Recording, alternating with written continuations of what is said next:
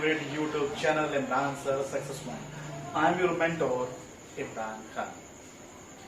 देखिए, आप लोग अपने जीवन में कोई भी काम करें तो उससे पहले उसको सोच लें, क्योंकि सोचा समझा काम हमेशा अच्छा होता है। और बगैर सोचे अगर कोई काम करोगे तो आपको हानि उठाना पड़ सकती है या नुकसान का सामना करना पड़ सकता है। इसलिए हमेशा अपनी लाइफ में जो भी काम करें वो क्या करें, सोच कर करें, दिमाग लगाएं। सभी के पास है, ये लोग कह रहे हैं मेरे पास भी है, ठीक है। तो मुझे ये आशा है कि आप सबके पास भी दिमाग है, ठीक है ना। ऐसा कोई नहीं होता है जिसके पास दिमाग ना हो, मगर उस दिमाग का सही समय पर सही उपयोग ही सबसे ज्यादा जरूरी होता है, नियोजन होता है। किसी भी चीज की सही तरीके से योजना बनाना सबसे ज्यादा जरूरी होता है। हमारे घर में कोई फंक्शन परफॉर्म होता है तो हम लोग क्या बनाते हैं, योजना बनाते हैं ना। तो इसके बारे में मैं और बताऊंगा, आपको ये समझ में आ रहा होगा कि सर बात क्या कर रहे हैं। अब मैं आपको ले चलता हूं यहां पर, मैंने यहां पर लिखा हुआ है यूनिट 4 यानी बिजनेस स्टडीज की 4th यूनिट के बारे में हम लोग बात करेंगे, जिसका नाम है प्लानिंग, नियोजन। प्लानिंग को हिंदी में नियोजन बोलते हैं, योजना बनाना बोलते हैं। लिखा हुआ है थिंकिंग बिफोर हैंड। बिफोर मतलब पहले,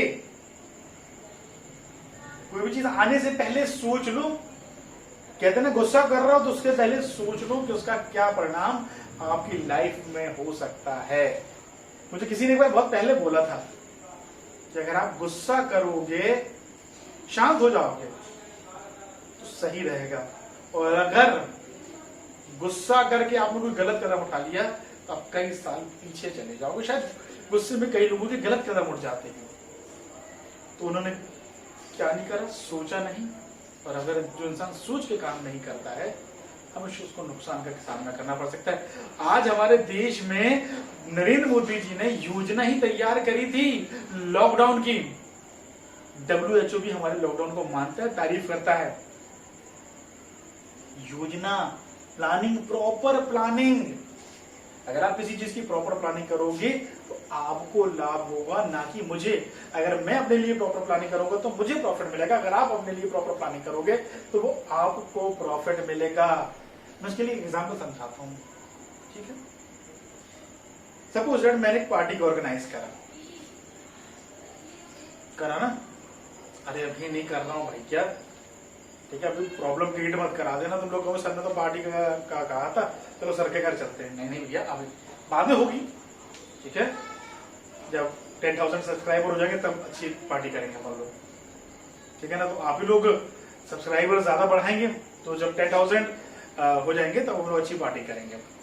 तो अब मैंने बुला लिया, बुलाया क्यों, पार्टी के लिए बुलाया ना।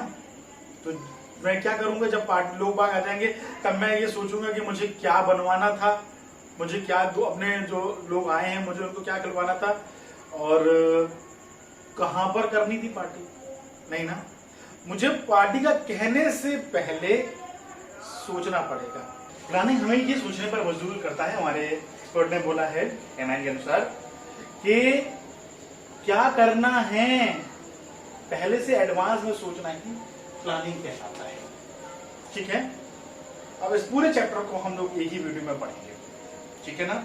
अभी आप लोगों के साथ फीचर और इंपॉर्टेंस तो लिखें ना, आपने क्या लिखा है, टाइप्स ऑफ प्लान लिखे हैं ना, प्रोसेस लिखी हुई है। आगे आएगा ना, क्यों टेंशन ले रहे हो। Don't be fear when I am here, ठीक है ना। तो हम लोग फीचर की बात करते हैं। तो पहला फीचर है planning focuses on achieving objective. क्या प्राप्त करना है, ऑब्जेक्टिव को प्राप्त करना है। ऑब्जेक्टिव सबसे ज्यादा जरूरी, हम लोग क्या कर रहे हैं, मैनेजमेंट कर रहे हैं। मैनेजमेंट की सबसे पहली जो फंक्शन होता है, मैनेजमेंट में सबसे अंदर पहली प्रोसेस होती है, वो क्या होती है, प्लानिंग होती है। जो अगला पॉइंट आएगा, planning is the primary function of management, और उसके बाद अभी थोड़ी देर में करते हैं हम लोग। Planning focuses on achieving objective, हमें क्या उद्देश्य प्राप्त करना है, हम उस तरीके से अपनी चीजों के लिए योजना बनाना शुरू करते हैं। सपोज मुझे 85% लानी है, 91% लानी है या 95% लानी है, तो मैं उसके लिए प्रॉपर तरीके से योजना तैयार करूंगा, प्लान तैयार करूंगा, तभी आके परसेंटेज अच्छी ला पाऊंगा। कि मैंने सोच लिया मगर करूं कुछ नहीं, तो फोकस काय पर करता है, प्रभाव सबसे ज्यादा काय पर डालता है, काय पर, ऑब्जेक्टिव। आप जो प्लान कर रहे हो ना, वो किस पर फोकस करेगा सबसे ज्यादा, आपके ऑब्जेक्टिव पर। क्योंकि a work which be done by the group of people in a systematic manner to achieve its objective, यानी व्यक्तियों का ऐसा समूह जो निश्चित उद्देश्य की प्राप्ति के लिए क्रमबद्ध तरीके से काम करता है, तो ये काम करेगा, मगर उसके लिए प्लानिंग करना जरूरी है। बिना विचारे जो करे बाद में वो पछताए। भैया पहले सोच लो, समझ लो, प्लान कर लो कि करना क्या है, ऑब्जेक्टिव किस तरीके से प्राप्त करना पहले से तैयार कर लो, तो हमें अपने ऑब्जेक्टिव को अचीव करने में ज्यादा हेल्प नहीं होती है। और प्लानिंग क्या करता है, हमारी हेल्प करता है हमारे ऑब्जेक्टिव को प्राप्त करने में। अगर हम सही तरीके से प्लान करेंगे तो शायद हम अपने एग्जाम में बहुत अच्छे परसेंटेज ला पाएंगे, और अगर सही जगह पर अगर हम लोग प्लानिंग नहीं करेंगे तो हम लोग अच्छे परसेंटेज लाने में मुश्किल हो सकता है। Planning is the primary function of management. मैंने जब पहले दिन आपको बिजनेस के बारे में बताया था, मैंने क्या बोला था, management is a collection of 5 function that is pause DC. तो पहला जो पी था वो क्या था, प्लानिंग, योजना तैयार कर। क्या बात कर रहे थे हम लोग कि planning is the primary function of management. सोचना पहले। हम लोग अगर स्कूल की बात करें तो हम लोग पहले कौन सी क्लासेस में पढ़ते हैं, प्राइमरी क्लासेस में पढ़ते हैं, कि हम लोग सबसे पहले हायर क्लासेस में पढ़ने लगते हैं, प्राइमरी क्लास में पढ़ते हैं। प्राइमरी क्लास में हमारे बेस को तैयार करा जाता है। यानी अगर हमारी प्लानिंग सही है तो आगे जो मैनेजमेंट के जो 4 फंक्शन बचे हुए हैं वो बहुत ही अच्छे तरीके से कंप्लीट हो जाएंगे। प्लानिंग इज परवेसिव, सभी जगह है। अगर मैनेजमेंट में से अगर आप प्लानिंग हटा दोगे तो क्या मिलेगा, आर्यभट्ट का तोहफा, यानी 0। ठीक है, एग्जाम में 0 नहीं मिलेंगे, कोशिश तो मैं यही करूंगा कि किसी भी को भी एग्जाम में 0 ना मिले। मेहनत मैं करा सकता हूं, बाकी एग्जाम में कॉपी को लिखना आपका काम है। तो प्लानिंग इज परवेसिव, योजना बनाना। ठीक है, योजना बनाना हर ही जगह होता है, केवल इंडिया के लोग ही नहीं सोचते हैं, बाकी विश्व में भी जहां जहां कोविड-19 फैला हुआ है वहां के लोग भी योजना बना रहे हैं। बगैर योजना के कोई भी काम नहीं चलता है। घर में भी योजना बनानी पड़ती है, स्कूल वगैरह में भी योजना बनानी पड़ती है, हॉस्पिटल्स वगैरह में, मॉल्स वगैरह में, सभी जगह तो ये योजनाएं तैयार करनी पड़ती हैं। हर जगह है, चाहे वो बिजनेस एक्टिविटीज हो चाहे वो नॉन बिजनेस एक्टिविटीज हो, प्लानिंग करना बहुत ज्यादा जरूरी होता है। अगर आपको मैनेजमेंट में याद हो तो management, anything minus management is equal to 0। कुछ भी में से भी अगर आप मैनेजमेंट घटा दोगे तो 0 मिलेगा।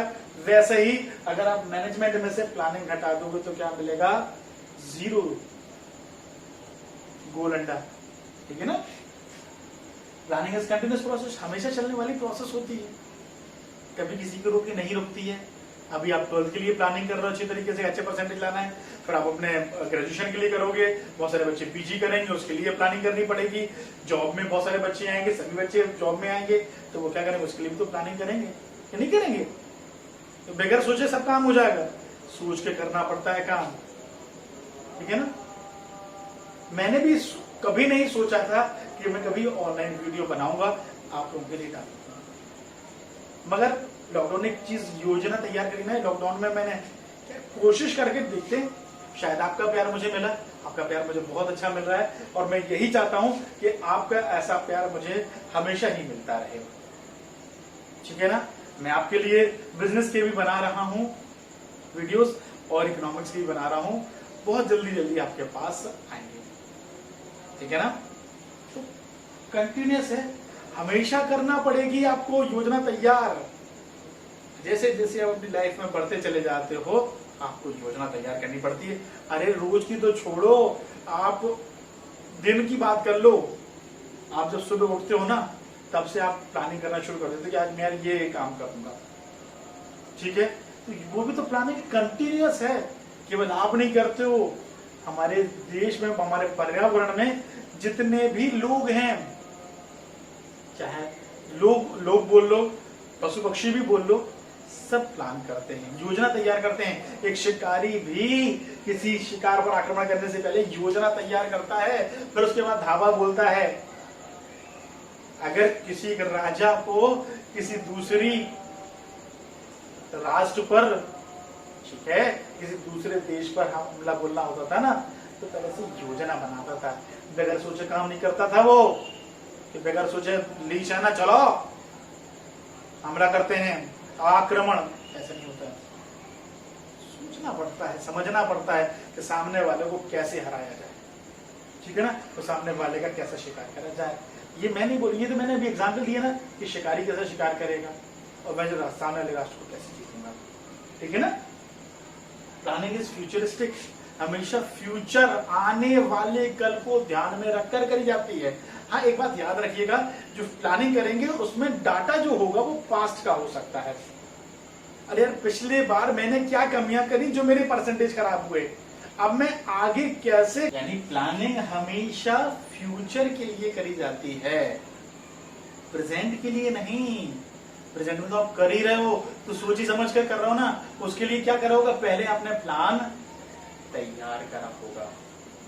प्लानिंग इन्वॉल्व डिसीजन मेकिंग, अगर आप योजना तैयार करते हो ना तो आपको डिसीजन लेने में हेल्प मिल जाती है, यानी सही योजना ही आपको आपके निर्णय लेने में मदद करती है। घर में हम लोग कोई डिसीजन लेते हैं ना, सपोज दीदी के लिए कोई रिश्ता आया, भैया के लिए कोई रिश्ता आया, तो पहले सोचते हैं, समझते हैं, फिर जाके डिसीजन लेते हैं कि एकदम से डिसीजन ले लेते हैं, नहीं लेते ना, सोचना पड़ता है, समझना पड़ता है, तब जाकर डिसीजन लिया जाता है। हमारे पेरेंट्स भी हमारे लिए सोच समझ कर डिसीजन लेते हैं ना कि यार बच्चे को क्या कराना है, कहाँ भेजना है, किसके साथ उसको रखा जाएगा, कौन उसका दोस्त है। ये डिसीजन मतलब ये योजना तैयार करनी पड़ती है, और ये योजना अगर अच्छी होगी तभी तरीके से आपके ऑब्जेक्टिव को अचीव करा जा सकता है। प्लानिंग इज अ मेंटल दिमागी कसरत है। ऐसा नहीं है कि डंबल उठाया और एक्सरसाइज करना शुरू कर दिया, ये बाइसेप और ट्राइसेप, इससे काम नहीं चलेगा। अगर आपको सोचना है, योजना तैयार करनी है, तो आपको अपना दिमाग लड़ाना पड़ेगा। ऐसे नहीं कि मैंने ये एक दिमाग दूसरे का हो गया और मेरा हो गया, मैं दिमाग लड़ा रहा हूं उससे, ये नहीं दिमाग लड़ाना कहलाता है, ठीक है ना। आपको हर एक पॉइंट के बारे में सोचना पड़ेगा, वो प्रोसेस में हम लोग और अच्छी तरीके से समझेंगे। हर एक पॉइंट को लेकर चलना पड़ेगा, उसके पॉजिटिव पॉइंट्स क्या हैं, नेगेटिव पॉइंट्स क्या है, सब पॉइंट्स को आपको लेकर चलना पड़ेगा, तभी जाकर आप अपने रिजल्ट को सही तरीके से सही समय पर अचीव कर पाओगे। क्लियर, बिल्कुल क्लियर हुआ होगा। तो ये तो थे फीचर, क्या थे ये थे फीचर। अब हम लोग बात करते हैं इंपॉर्टेंस यानी महत्व के बारे में। महत्व, प्लानिंग करने से क्या हेल्प है, क्या महत्व क्यों है, प्लानिंग अगर कर रहे हो तो क्यों महत्वपूर्ण है हमारे लिए, अभी पता चल जाएगा। प्रोवाइड डायरेक्शन, अगर हम योजना तैयार करेंगे तो हमें एक दिशा निर्देश मिल जाती है, ठीक है। अगर हम योजना तैयार करेंगे तो हमें क्या मिल जाती है, एक दिशा मिल जाती है कि हमें इस तरीके से काम करना है, ठीक है ना। वो प्लानिंग से ही होगा, योजना तैयार करने से होगा। सपोज मैंने बोला ना कि एक शिकारी शिकार करने से पहले योजना तैयार करता है, तो उसको उसका लाभ मिलता है कि नहीं मिलता है, कि नहीं मिलेगा लाभ, मिलता है। मैं लोगों से भी कह रहा हूं कि भैया योजना बनाकर पढ़ाई करो, ठीक है, सोचो समझो, तब जाकर आपको अपनी दिशा मिलेगी, ठीक है ना, एक सही रास्ता मिलेगा। बगैर सोचे हम लोग अरे चल घूमने चलते हैं, भैया आप पहले से दिमाग में लगाओगे ना कि हमें क्या करना है, योजना तैयार करोगे ना, हमें कहाँ जाना है, गाड़ी उठा के कहीं भी चले जाओगे, नहीं, ऐसा नहीं होता है। आपको योजना तैयार करनी पड़ती है, यार आज हम यहाँ पर जाएंगे, तो क्या है प्लानिंग, आपको प्लानिंग प्रोवाइड डायरेक्शन, यानी योजना तैयार करना, ये जो नियोजन होता है वो हमें क्या प्रदान करता है, दिशा प्रदान करता है। Planning reduce risk of uncertainty, जो प्लानिंग है वो अनिश्चितताओं को कम करता है। रिड्यूस का मतलब होता है कम करता है, खत्म नहीं करता है, क्योंकि अनसर्टेनिटी हमेशा आती है फ्यूचर, और फ्यूचर क्या होता है, अनसर्टेन, उस पर किसी का कोई भरोसा नहीं है। क्या जो 2019 और 20 के जो स्टूडेंट थे, क्या कभी उन्होंने सोचा था कि उनका एग्जाम इतना लंबा हो जाएगा, कभी नहीं सोचा था। अनसर्टेन है ना, फ्यूचर अनसर्टेन है, तो रिस्क जो होने वाली है, जो खतरा होने वाला है या जो जोखिम होने वाली है, वो प्लानिंग से कम हो जाती है। मैं कहूंगा खत्म बिल्कुल भी नहीं होगी, कम जरूर हो जाएगी। अगर आप सही समय पर पढ़ाई करना शुरू कर दोगे तो आपके अच्छे परसेंटेज आ सकते हैं। मैं ये नहीं कह रहा हूं कि आएंगे ही। पेपर कैसा आ रहा है, पेपर में आप लिख कैसा रहो, वो फ्यूचर की बात है। Planning reduce risk of uncertainty, अनिश्चितताओं को क्या करता है बेटा, कम करता है। Planning reduces wasteful and overlapping activities. भाई जब हम लोग कहते हैं ना कि सपोज मैं आटा गूंथ रहा हूं, कुछ लोग नमक डाल के आटा गूंथते हैं ना, बहुत सारे लोग गूंथते होंगे। तो जब आटा गूंथते हैं तो यार ध्यान है आपको, यार नमक डाला कि नहीं डाला। अगर आपने पहले से योजना बना ली कि भैया पहले ही आटा आपने लिया है, पहले ही नमक डाल दिया, ठीक है, तो बार बार अगर आपने बार बार नमक डाल दिया तो नमक ज्यादा हो जाएगा, तो क्या हो जाएगा, कुछ चीज बेकार हो जाएगी कि नहीं हो जाएगी बेटा, बिल्कुल हो जाएगी।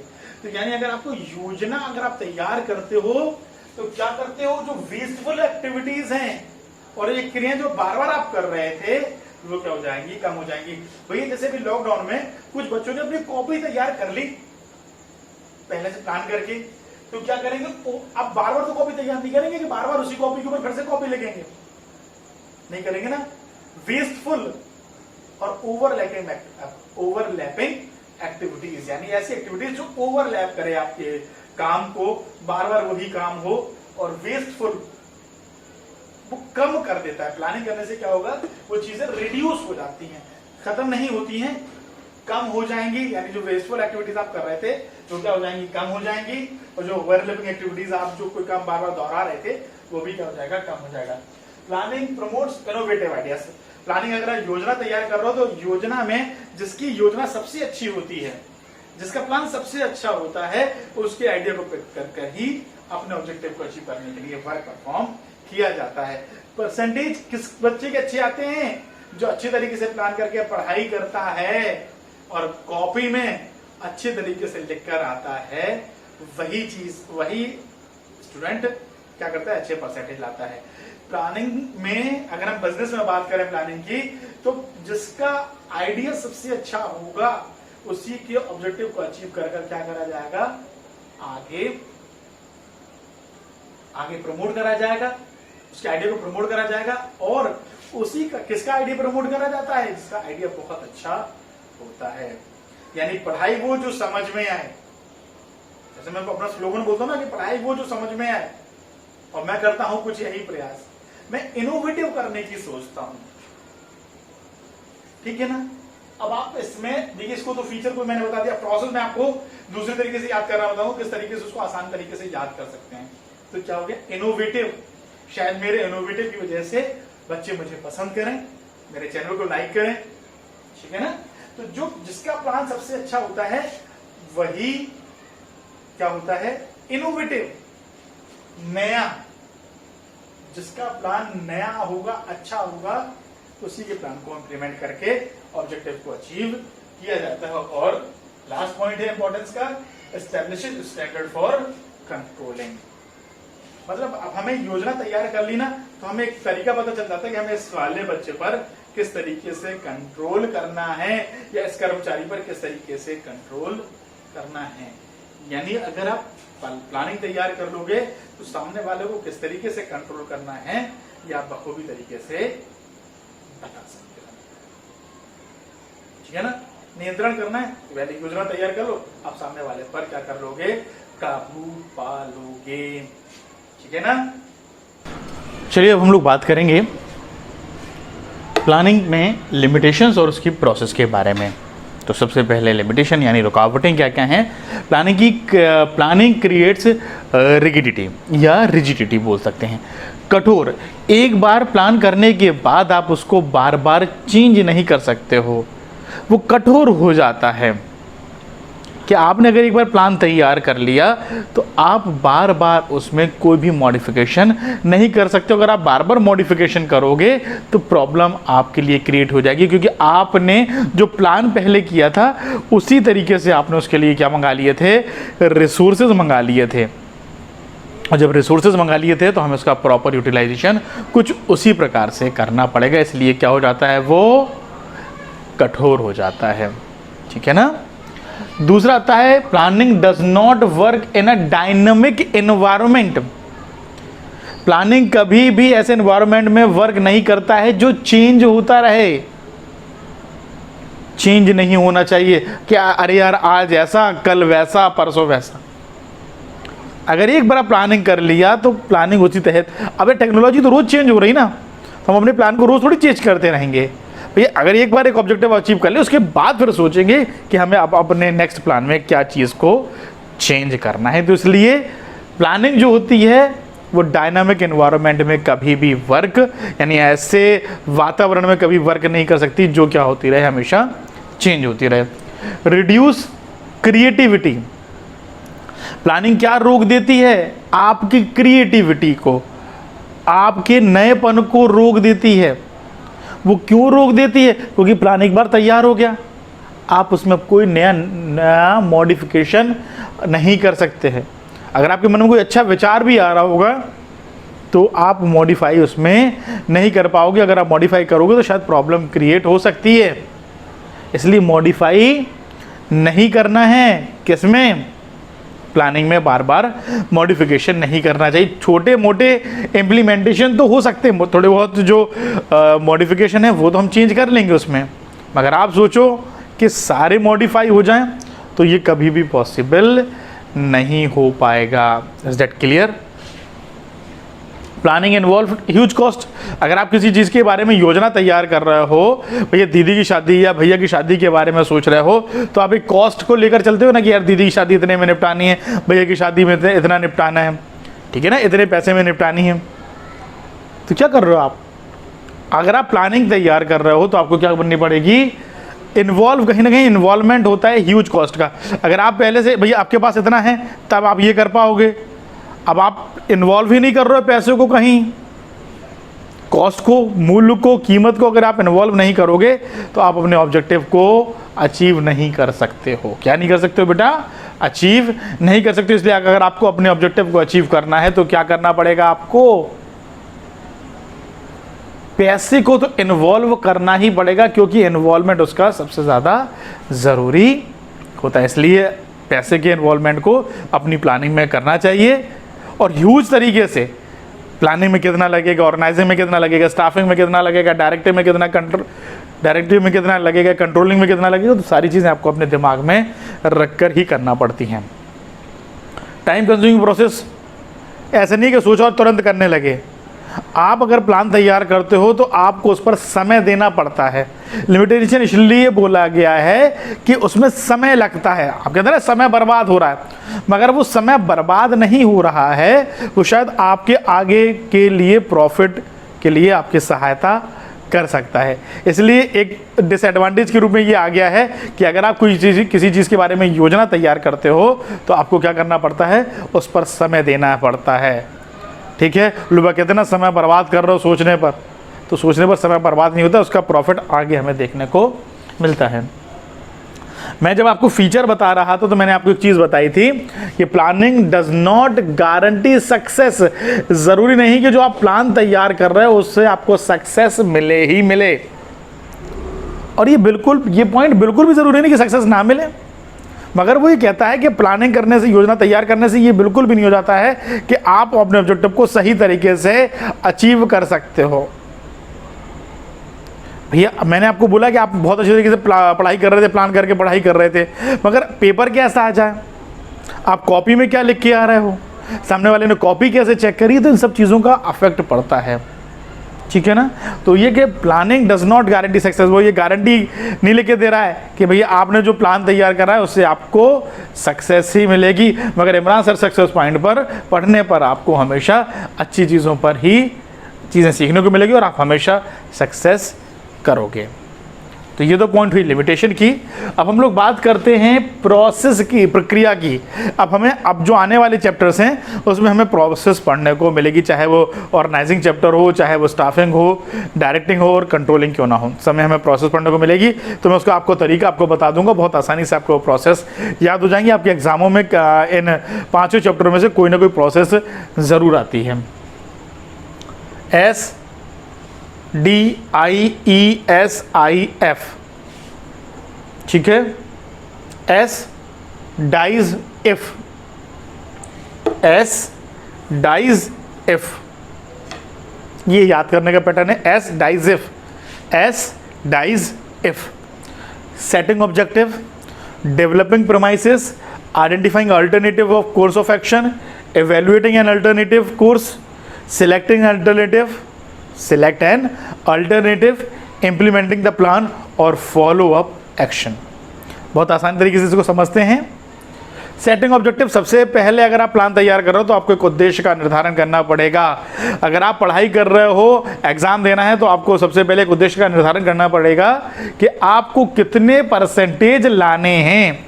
आपके दिमाग में एक गोल सेट होना चाहिए, क्योंकि अगर आपको याद हो, जब मैंने फर्स्ट लेक्चर में आपको पढ़ाया था कि management is a goal oriented process.